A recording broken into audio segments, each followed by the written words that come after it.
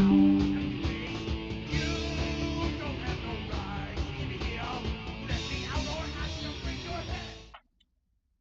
evening, everybody. Welcome to Rainy Nights, the segment of my YouTube channel where I interview other motor vloggers and motorcycle personalities.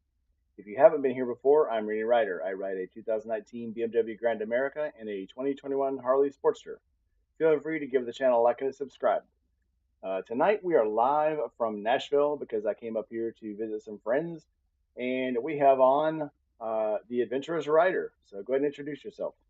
What's going on, y'all? This is the Adventurous Rider, or Carson, Country Coder, wherever y'all want to call me. Because I know last night Dewey, who's in the chat, was saying, that he's still not used to the new name, which I understand. So if people call me Country Coder, that's fine. I still listen to it and everything. But I'm from Meridian, Mississippi, and I ride a 1993 Honda Africa Twin, and also I did ride till it blew up this week, a 1995 Harley Davidson Sportster. What happened to the Sportster? I was riding down the road, and all of a sudden I saw a flame shoot out in front of my leg. So,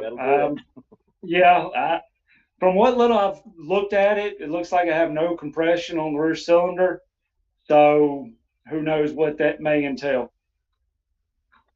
Well, all right then. There's lots of Sportster engines out there, and there's lots of upgrades, so sure won't be down very long. I hope not. If anybody has any questions for me or Carson, make sure you put down in the comments. Put our names first where it highlights it, and then we'll be able to see it pop up in the chat. Tonight who we got in the chat tonight? We've got obviously my pillion, who's always here. Journey of Jerry's here. Casey came in. I did. Gma Rides told me she'd be a few minutes late getting in today because she's grocery shopping, but she'll be in about 10 minutes, she says. Motor Mortician came in, and Bruiser's here. Dewey Rides, yes, if you just mentioned was here. Josh Harris is here from JD and the Queens. Julie Smith is becoming a regular of mine, and I like that. I'm eventually going to get her interviewed on the channel, even though she says she doesn't do interviews. She says she does do all these live streams because she likes them. But yeah, we'll keep working to get her in here too. Yeah, she's been following me here recently, and I appreciate that too. I appreciate every follow. Yes, me too. So yeah, if you guys got any questions, throw them down in the comments, and I'll make sure that we'll get your question to it as soon as we can. So, how long have you been riding? I got my motorcycle license about 7 years ago, but when I was about 10 or 12, I actually got a 1973, I think it was, Honda Express moped. And I actually saw one of those at Born Free, and it just kind of freaked me out that I actually seen one. And kind of looked at it, talked with the guy and everything, and it was pretty cool to see it again. And then when I was about 14 or 15, or no, let me rephrase that, about 13 or 14, I actually had a 1984 Honda Suzuki DR100. So I took about I don't know, what is it, 10, 15 year break between riding, but once I got back riding, got my license, everything, I've, not stopped since. Right on. So, do you consider yourself a fair weather rider or a rough rider?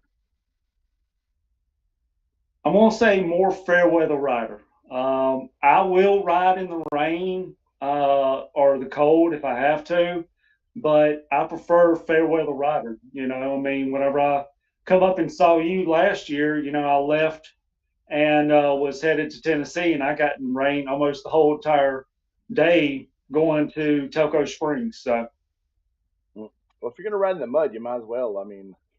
Yeah, yeah, it's part of it.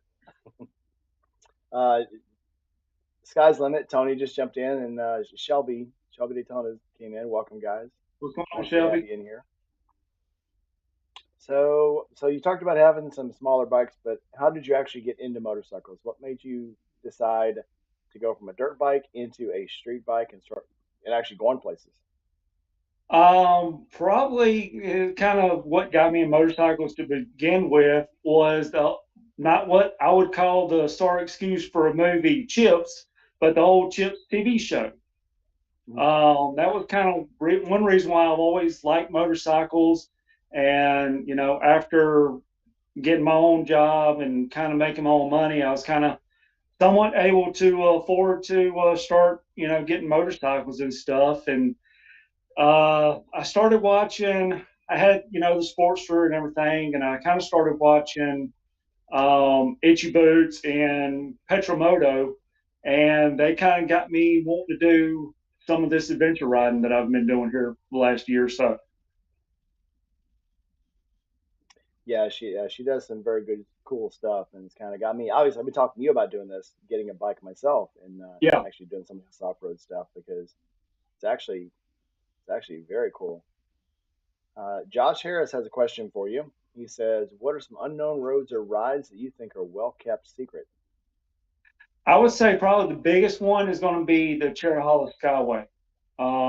It goes from Telco Springs to where the Tail of the Dragon is. To me personally, I like the Cherry Hollow Skyway a lot better than I like the Tail of the Dragon, because the Tail of the Dragon is one of those that it's a very technical road that you got to be very careful, and just you have to pay so much attention you can't really enjoy the ride like you can the Charlotte Skyway. But that's right now, that's kind of the only road that I can think of. I really haven't done a lot of off-roading or a lot of, let me rephrase that, a lot of actual adventure riding till last year. So I'm still pretty new at this, going off riding and stuff. Yeah, but I'm pretty sure you got a pretty good hold on this. I mean, you've done some roads that obviously you're inspiring other people. Yeah. So I'm saying you're doing. I say you're doing a pretty good job at it. So who inspires you to ride? You talked about you dropped some names like Desi and them, but who actually inspires you to get out and ride? Uh, Really, I don't know. I mean, I think like Des said last weekend, kind of myself. Um, I really don't have, very many people personally around me that ride, so I guess myself. Okay. So would you rather ride a solo ride or a group ride? Solo ride. I don't mind group rides, but when you're having all the slinkiness and stuff, the only group rides that I've ever done is, besides one here locally, is going to be the two that I did down at Forgotten Angels, and that was a lot of slinkiness, if you understand what I'm saying, Yeah. and so I really prefer being solo or maybe one or two other people. Okay. So what is your favorite moto meetup? And when we talk about moto meetups, we're talking about the ones that'll happen, periodically, like Forgotten Angels or Sturgis or whatever. And you've got other meetups that are just sporadic. But this is a continuous meetup that if you miss it this year, you know it's going to happen next year. What would your favorite meetup be? The Forgotten Angels, which I mean, that's really, besides a few little small ones. That's really about the only one that I've ever really gone to. Okay. So now, as far as somebody calls you up and says, "Hey, man, let's go ride motorcycles somewhere and eat, or let's go see something," where would you take them? The shed down in Ocean I Springs. knew you were going to say that. You still got to come down there with me. I do. Okay, and why? Why would you go to the shed? I know this, but The shed to me has the best barbecue. Um, it's one of those where you can literally take the bone and have the four pieces of rib with the meat, and you can almost pull every single bone out without being any left on the meat. I mean, any left on the bone. So it is very, very good. I've taken Corey's gone there, or Saddle Tramp's gone there. Joe, Dirty Motorcycle Vagabond, kind of went there based on my recommendation. Um, I've actually got a guy here locally that has never been down there. And when I was at the Cruise on the Coast, I had a $50 giveaway that I went and got for them to kind of give away to any subscriber or anybody that was following the channel, you know, to come find me. And he actually come found me and asked about it. And he went down there and they're like, man, this is the best barbecue I've ever seen or ever had. Cool. I love a happy ending, and there's always a happy ending when you got barbecue. Oh, yeah, very much so. All right, so you have expanded on your riding in the last couple of years. What is the stupidest thing you've ever done on a motorcycle? Something you did and went, maybe I shouldn't have done Well, because I work a lot on my own motorcycles, I'm going to kind of go with this way because it was one of those that with the Africa Twin, it's got a center stand that you can put it up on. And I was actually doing some maintenance and not really thinking because I'd taken the front wheel off and I'd taken the back wheel off independent. And I was needing to change the tires out. And I was like, well, I'll take the back wheel off. And not really thinking, I took the front wheel off thinking that it was going to balance there on the center stand. And needless to say, I had to call somebody to come help me, give me something to kind of prop the front of it up because it was about to fall on me. that. Right on, right on. Yep, yep. You learn really quickly with bikes. You got to have some well placed jack stands to do what you need Yes, to do. All right. Pete's is saying that he's only 2 hours from Forgotten Angels, but he never goes. Man, you're missing out. I mean, if you're yes, that you are. close, you just need to go. You I absolutely do. saw a question. Let me go back up here just a minute. I saw a question that Dewey asked, I think, was asking, do I ever have any, fears about riding off road with a old adventure bike like I got, with a '93 Africa Twin? And I kind of do. It's one of those where, the motorcycle wasn't made in the United States. So that makes it even tougher because a lot of times I can't just go to Honda and order parts. But I enjoy it. And that's just a risk that I take right now. Not saying that I don't want to get another bike that's a little newer or about another bike that at least I can get parts a little easier here in the United States, but that's just kind of what I got right now. Right on. Right on. Yeah. I mean, it's like everybody in all of our communities talk about. Something could always happen. You could get a Oh flat yeah, tire. It doesn't matter how new your bike is, how old your bike is. You could always drop the bike. You could always run into something. Something's always going to happen, and that's what we call a controlled risk. You just accept that things might happen, and you go do it anyway. You know, right. and that is both the definition of bravery and stupidity. You know it's gonna go Yeah, bad, but you do it anyway. So, very much so. but I mean, that's the life we have decided to live, and we're very happy with it. I think most of us. All right, anonymous biker showed up. What's up, guy? Who is that guy? Oh, he's anonymous. I don't know. He kind of shows up here and there. I see him all over the place, just pictures, but nobody ever can point him out in a crowd. All right, so flip side of the last question we asked: what has been the scariest moment on a bike? The scariest moment is when I actually had a wreck. About 3 years ago, I was coming up to an intersection, and unfortunately, I had other things on my mind. A good friend of mine had passed away the day prior, and that's one thing they always say is don't ride with when your mind's not clear. Distracted, yeah. And I come up to an intersection and went to hit the brake, and I was on the Sportster, and I went to hit the brake, and it locked up and next thing I know, I'm laying on the ground, and I didn't know, I guess I was kind of more worried about how bad I messed her car up or hurt her than I was myself. But I was pretty shook up after that, and probably getting back on the bike the first time after, and then going through that same intersection, kind of has a little bit of scariness to it. Right on. So now, what has been your favorite part of riding?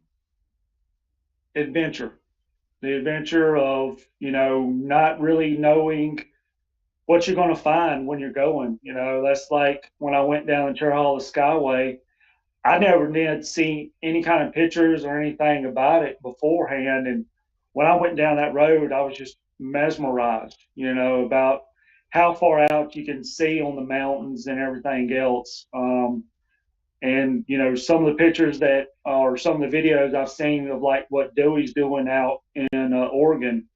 I can't wait to get out west because of you know just seeing the beauty of the world. I mean, what the hands of God have created is just amazing. Oh yeah, yeah. It puts you in a special place. Yeah. I mean, even up, just like from our hotel when we were in down right before we went to the brewery tour, you can see all the way through the Tennessee Valley, Hmm. and it's just ridiculous. And you can look up close, and there's all the city and these buildings and stuff, but you could literally see the mountains, not even like 5 miles away. And it's Right. just ridiculous how small it makes you feel. Yeah. No doubt. Kind of cool. It is. So, okay, so what has been the most frustrating part of riding for you? Work. I mean, it's one of those that whenever there's nice days outside, you always have to work. And it's Oh yeah, like, come on now, I want to go out riding. I can't do it because I got to work. yeah. Work ruins a good day motorcycling. That's for sure. So what are your plans for the new year? What rides you got planned? What campouts you got planned? What is it? Um, this weekend, I'm actually going to be riding a little off-road trail that kind of west of Wiggins, Mississippi, down into Soda National Forest. I know that like Termite Off Road is going to be there, and there's another subscriber I've got, but he doesn't really have a channel right now. But they're going to be there here in, I think, supposed to. Whether I go or not, we'll see. Uh, First weekend of May, I think it is. I'm actually going to go do the Pigs in the Forest again, which is up close to where you are, kind of like I did last year. Of course, I'm going to do Forgotten Angels here in October if everything goes as planned. And I do have a week off in July. I've taken off, but I don't really know where I'm going at this point. I may go out west, or I may try to go on into the Appalachian Mountains a little bit, and I don't know what I'm going to do that weekend. That weekend or that week still to be determined. Right on. Okay, so here's a question that I know you know is coming. Let's say you have a friend that comes up and says, "Hey, I just finished, riding this 250 that everybody told me to start on, and now I'm ready to move to a bigger bike that I'm going to keep for a few years, and I can work on myself. What should I get? What would you tell them to get?" I would say, or I would say till mine let out on me.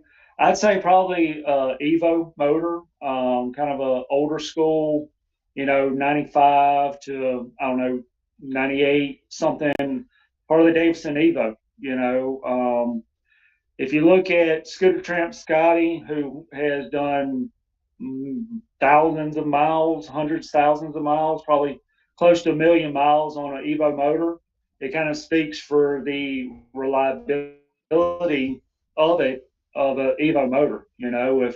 If you don't get an Evo, I would definitely get a Honda because you look at somebody like Petromoto that is kind of going around on or was going around on like a 91 Transalp and just going riding around the world on it till COVID hit. And then he went and got I think it was a 96 Transalp that he rode all around Europe and everything else and really didn't have very many problems out of it.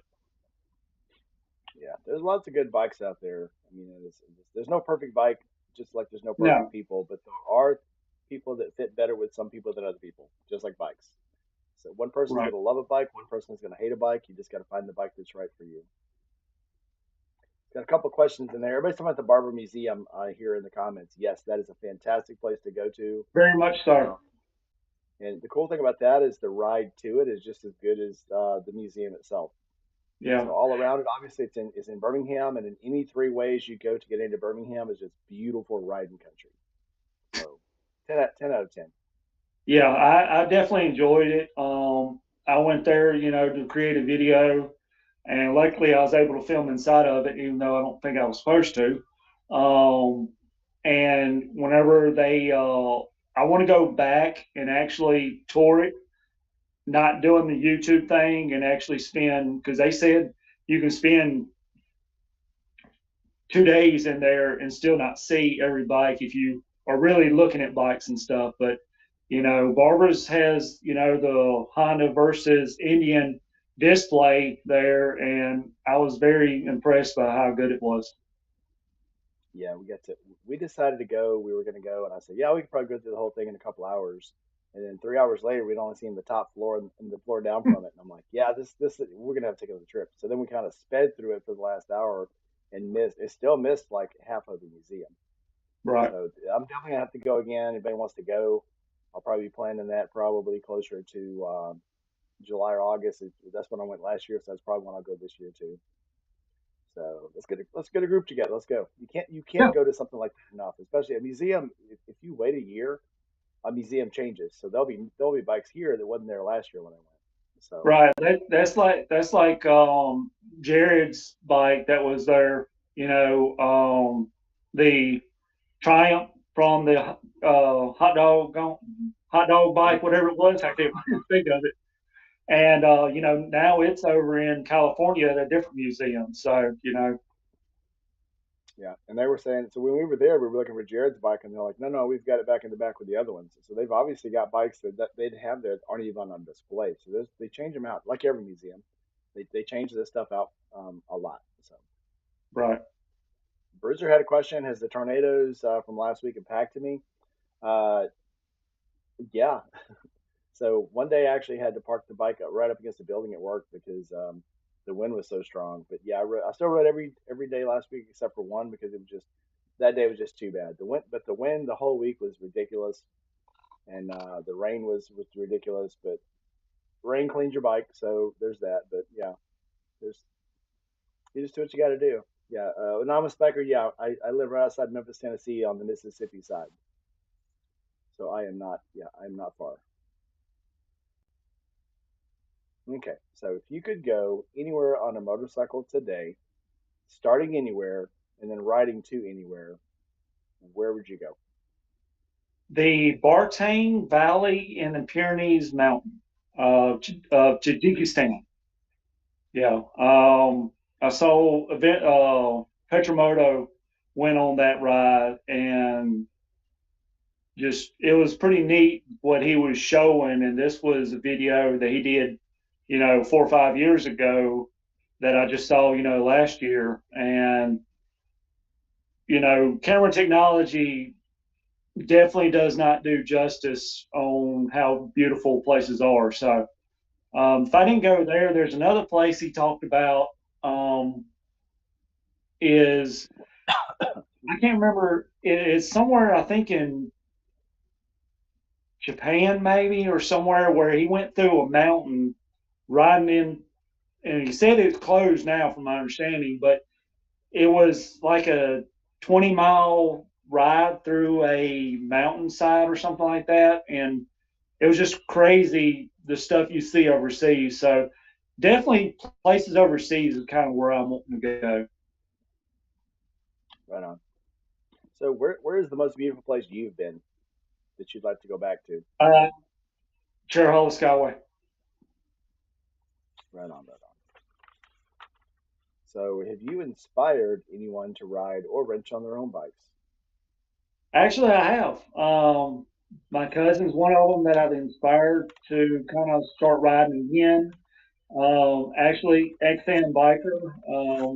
I haven't seen him in the chat, but he actually last 2 weeks ago, whenever I was up in Kentucky, he actually said that because of the video I did when I changed out the headlights to LEDs, Hmm. he decided to convert his to LEDs as well. So it's pretty cool to have people come up and say that to you. Yeah, yeah. It's a weird feeling as we're both growing YouTubers. We're trying to get somewhere, and when people come up to you and go, "Man, you inspired me to do this," and I'm like, "Who? This guy? I did that? Really? Who? Me?" It is crazy, but yeah, it's also cool. Yeah, very much.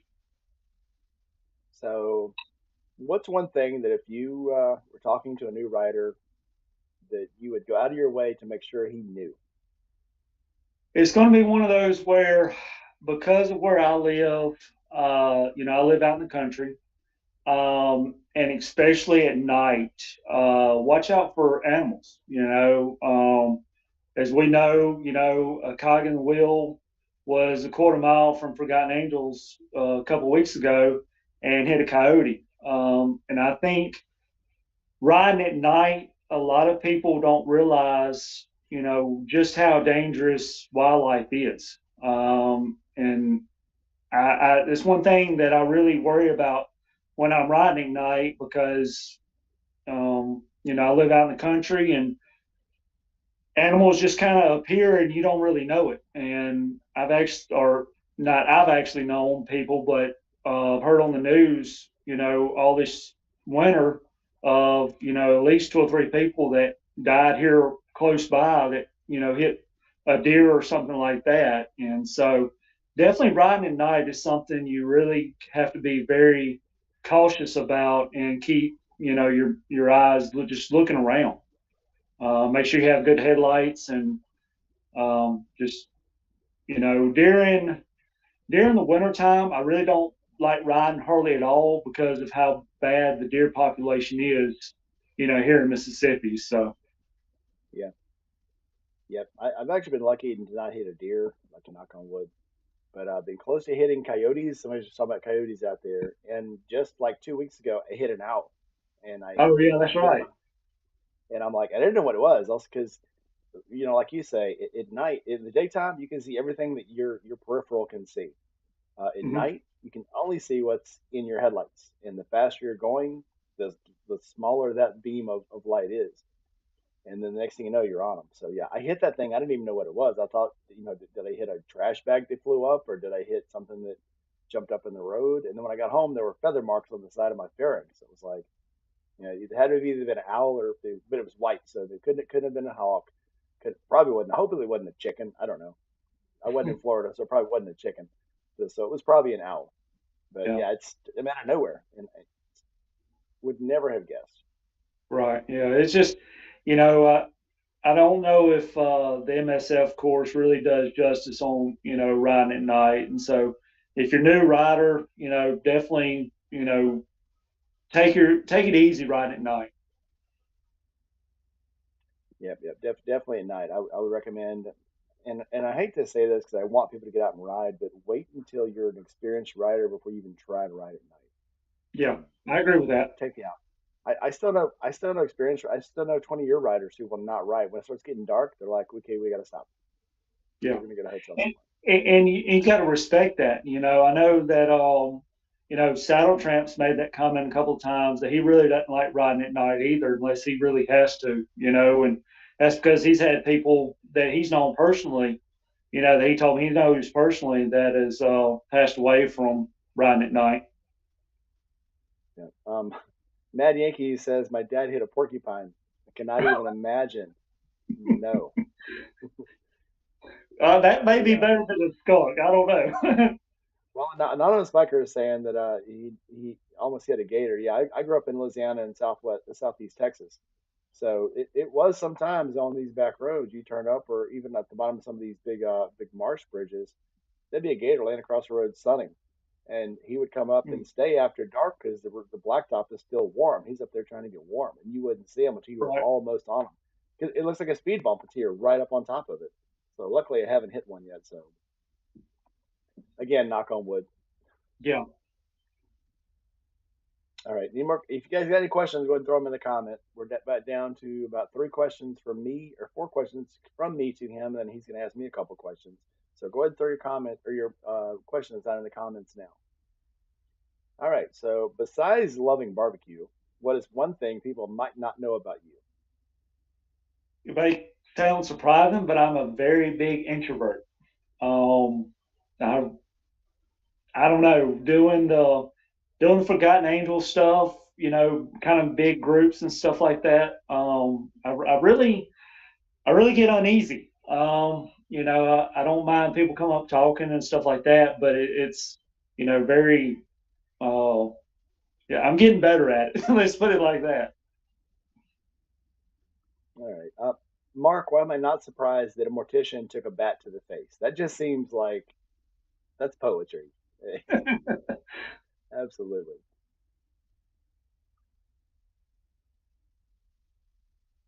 Uh, am I chatting? I think I'm chatting. Can you hear me? Can anybody hear me out good out there?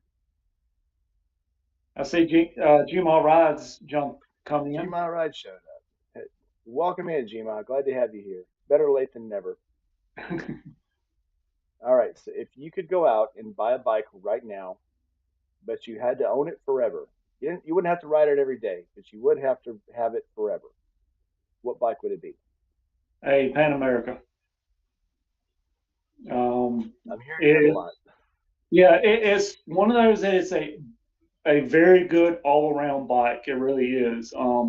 I've test rode one twice, and it honestly has the speed of a sports bike because of how light it is, but it's got the power of your big V twins.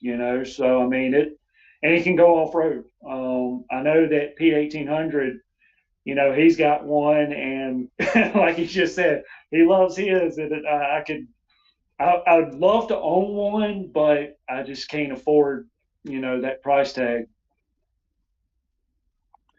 Jerry says he's seeing the title screen. Hit your reset. Um, you may have just kind of lost some of the stream. If you can hear us and not see it, then you're just losing part of the stream. I have noticed if you have a bad first of all, people from Florida having bad internet anyway, apparently, because I'm losing everybody from Florida. But yeah, I will notice you lose the picture and you'll lose the audio very last. So yeah, other people can hear me, so I'm good with that. So yeah, Shelby, just try resetting your page. Okay, so flip side of the bike question: what bike would you ride just once, knowing you could never afford it or ever ride it again? Meaning you'd get on it, ride it one time, and once you got off, you're off. The very first Harley Davidson, like the one I can that. steer it That's the reason why I like to ride it. I mean, because the very right. first That'd be the one that one they I lay put down. together. Do what? Yeah, that'd be the one I drop. uh, Insane. it'd just be cool to be able to say you rode, that history. I love history. Especially when it comes to motorcycles and stuff like that. I don't really know a lot of history about them. Or all the specs and everything else, but the history of Harley Davidson, is just pretty amazing with what they did. If y'all haven't watched the what is it, Harley and Davidson's little TV series. I'm sure you can find it on YouTube. It's actually a pretty good series, and from what I understand, the people that developed that actually did their own research for that TV series, and come up with it on their own. Yeah, it's a fascinating. I used to have a coffee table book. I think it's. I've actually put it away now, but it was 100 Years of Harley, and I got it when I was overseas. Hmm. And looking back through some of those bikes, one, it's amazing they could even run, but two of them, they literally had the horsepower of a sewing machine. But they were Yeah, going like, yeah, but they would go 100 miles an hour. It was insane. Yeah, these yeah. board trackers And, now, and, and yeah, go they had a ahead. dirt bike size. These dirt trackers had a dirt bike sized engine, but they would go 110 miles an hour on a wooden track.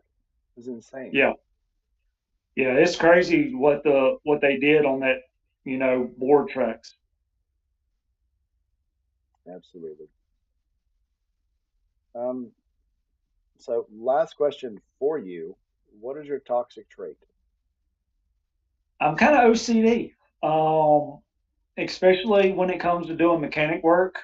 Um, I kind of one of those where I kind of want the bolts to, if they're not stock, I kind of want them all to be the same.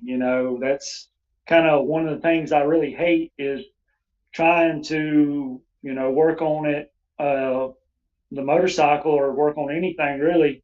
and have to get three different sizes for taking one thing off. So uh, like when I'm doing wiring and stuff on when I did the wiring on my my Africa Twin, when I went to dual low beam headlights, I had to do some wiring changes on it, and I was so OCD that I went to the store to buy white wire and white electrical tape so it matched factory. So match. So it's one of those. I kind of got some OCD tendencies. And when you're dealing with motorcycles, that's not a bad thing sometimes. Because it just make sure that you do everything right. Um, Anonymous is asking what kind of bike I ride. I have the BMW K16. It's a 2019, and then I have that's the Grand America, and then I have the 2021 Harley Sportster. My rain bike, my preferred rain bike, is the BMW because it has a fairing, a shield, adjustable windshield on it, and it just soaks up the rain and throws it off of me. So Gma Rides was late getting here, but she's asking. She missed the part where you explained your adventurous rider handle. So go ahead and tell us how you got that. Well, it's one of those where I enjoy adventures. And the reason why I didn't go with like adventurous biker or something like that is because, I enjoy car shows as well. And so I just kind of wanted something that kind of spoke of it going on adventures as far as, going to the mountains hiking or going out west riding through the, sand dunes or, going off roading and stuff like that. So just the different type of, adventurous riding you can do on an adventure bike. So that's kind of where that come from. Right on. I had a question here. Dewey's asking if you paint the bolts after you torque them. Unfortunately not. I know some people that probably would. Shelby, do you do that? I'm just curious. I know people that do that after they torque their wheel bolts. So yeah, and your brake bolts, your brake. There was another question here. What was it? Somebody's asking if you've been to Maggie Valley. No, I don't even I know. don't. I'm not sure what Maggie Valley is. And is Maggie Valley, is that the Wheels Through Time? Is that the same thing? I don't even know.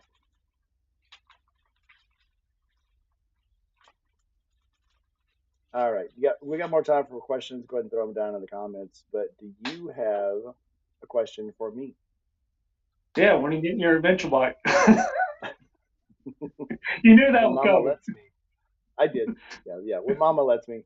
So yeah, we're working on that. I'm trying to get the channel up. As Gma was just saying, I just got 100 more subscribers. It's actually 100 more in the last 28 days, which is crazy.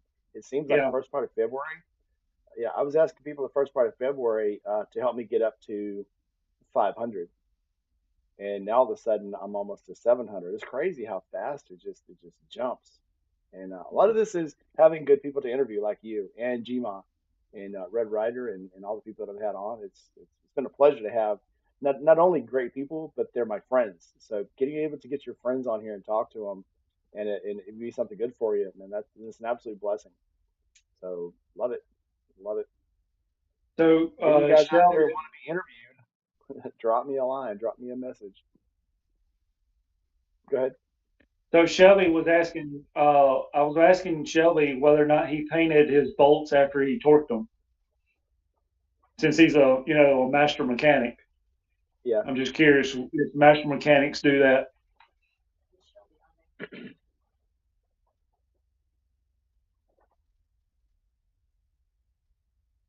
I would say he probably does. He seems very meticulous. Yeah. All right, we got time for a couple more questions. Go ahead and throw them down in the comments.